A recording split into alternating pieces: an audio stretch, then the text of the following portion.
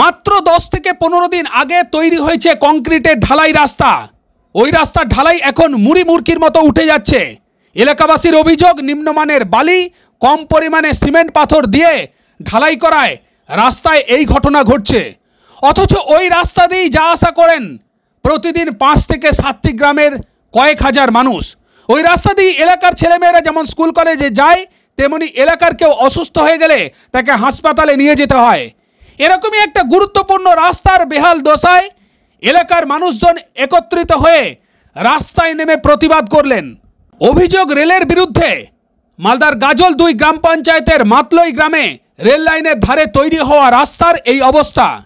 1 লাখি বালুরঘাট রেল লাইনের উপর মাতলই মৌজায় 200 মিটার দূরত্বের মধ্যে রয়েছে 2টি রেলগেট, একটির নাম্বার EB6 এবং আরেকটির নাম্বার EB7। রেল লাইন সম্প্রসারণের কাজ হয়, রেল সিদ্ধান্ত নেয় EB6 রেলগেট বন্ধ করে দেবে।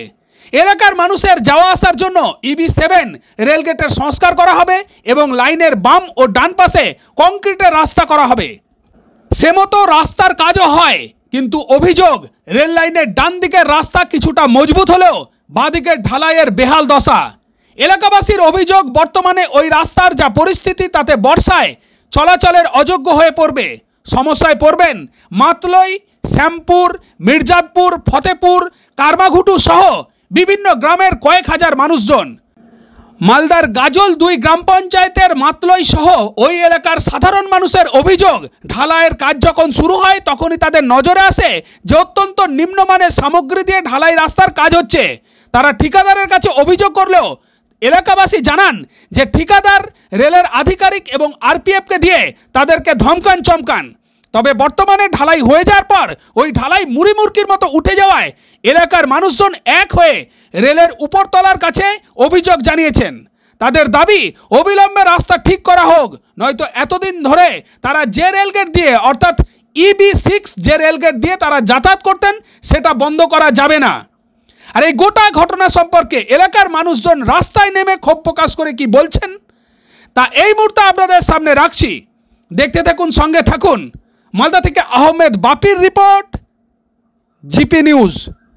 3 ইঞ্চি ঢালাই হয়েছে, 3 ইঞ্চি ঢালাই হয়েছে, কোন জায়গায় 2 ইঞ্চি হয়েছে। আরে হাত দিয়ে ছুটে যাচ্ছে, যেহেতু কংক্রিট তো কি ঢালাই হয়েছে, হাত দিয়ে উঠে যাচ্ছে মাল। এরা দেখেন এই যে হাত নিচে ঢুকে যাচ্ছে, গোটা হাত ঢুকে যাচ্ছে, ওই ওখানে ফেটে ছুটে গেছে।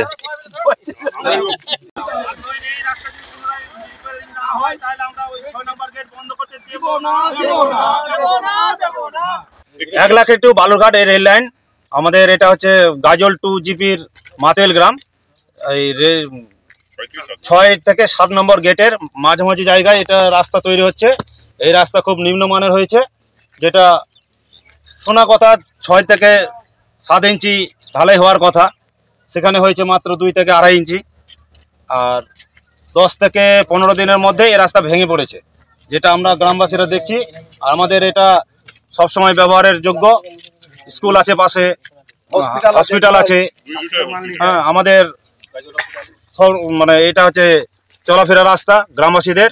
আমাদের অনেক মাল বহন হবে এই রাস্তা দিয়ে, কারণ মাঠের ফসল উঠবে। আর আমাদের এই 6 নম্বর গেট বন্ধ করার কথা আছে এই রাস্তা কমপ্লিট হলে।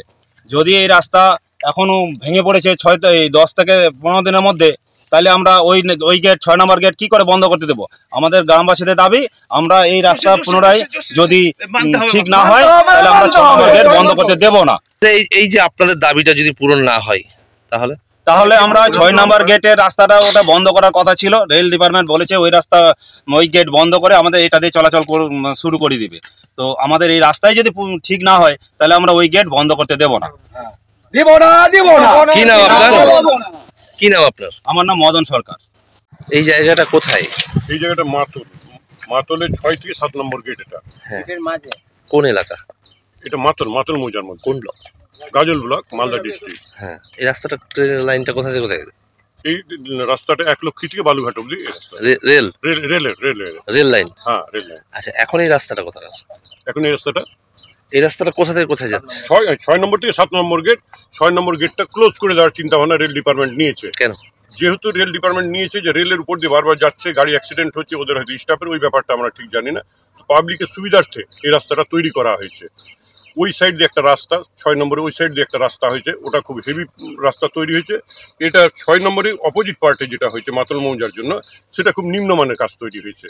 এবং ওই রাস্তাটা এর আগে তৈরি হতে আজ অব্দি ভাঙেনি, কিন্তু এই রাস্তাটা তৈরি হওয়ার 15 দিনের মাথাতে ভাঙতে শুরু করলো। ওই রাস্তাটা যখন রোলিং হয় তখন একটা বড় রোলার নিয়ে এসে রোলিং করা হয়েছে মাটি। আর এই রাস্তাটা 3-4টা পুকুর থাকার সত্ত্বেও ছোট রোলার দিয়ে রোলিং করে তাড়াতাড়ি কাজটা করে 3 দিনে কাজটা করে বেরিয়ে যাওয়ার চিন্তাধারা ছিল। আমরা যখন কন্ট্রাক্টরকে বলতে যাই, কন্ট্রাক্টর বলেছিল রেল আধিকারিককে জানাতে।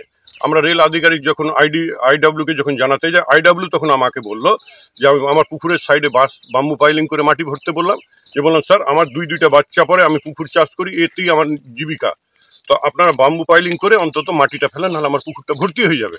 তো আমাকে রেল আধিকারিক একজন পুলিশ অফিসার এসে আমাকে বললো স্টে অর্ডার ছাড়া আপনি কাজ বন্ধ করতে পারেন না, যদি করেছেন রেল অ্যাকশন নিবে। তো আমি তখন ভয়ে সরে গেলাম যে অফিসার আমাকে ধমকাচ্ছে যখন। আমরা তারপর রাস্তার গুণগত মান যখন জানতে চাইলাম যে এটা শিডিউলটা কি আছে, আমরা বেশ গ্রামবাসী কয়েকজন দেখাইনি আমাদেরকে, এবং ওই একই বার্তা যে স্টে অর্ডার ছাড়া রেলের কাজে আপনারা হস্তক্ষেপ করতে পারবেন না। তো এবার গ্রামবাসী হস্তক্ষেপ করতে পারেন, কিন্তু যখন রাস্তা তৈরি হয়ে গেল এখন এই দুমাদুম ভাঙতে শুরু করেছে। তো আমরা তাই ভাবছি যে এরা কাজটা খুব নিম্নমানের কাজ তৈরি হয়েছে, রেল আধিকারিক উচ্চতর কর্তা যেন দেখেই রাস্তাটাকে ঠিক করে। আপনারা অভিযোগ জানিয়েছেন? হ্যাঁ, আমরা ডিআরএমকে একটা ফরওয়ার্ড করেছি।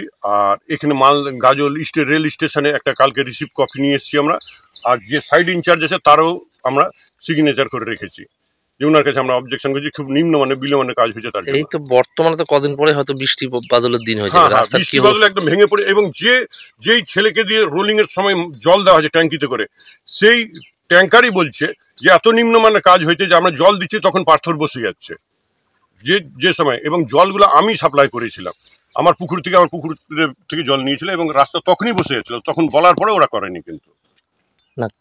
হ্যাঁ, এই রোলিংটা যেহেতু ভালো হয়নি, অর্থাৎ সাইডে একটা গ্যাপ আছে, ওই সাইড দিয়ে জল আসবে, এটা টোটালি মাটিটা ধসে চলে যাবে। এলাকার সুবিধার্থে যেটা রেল ডিপার্টমেন্ট করছে, উল্টা এলাকার বিপদ তৈরি করে দিচ্ছে। আমরা চাইছি যে যেন এটা সুষ্ঠু মতন ভাবে কাজটা এবং শক্তপোক্তভাবে যেন কাজটা রেল ডিপার্টমেন্ট এসে দেখে করে যায়। আপনার নাম? সুকান্ত ঠাকুর।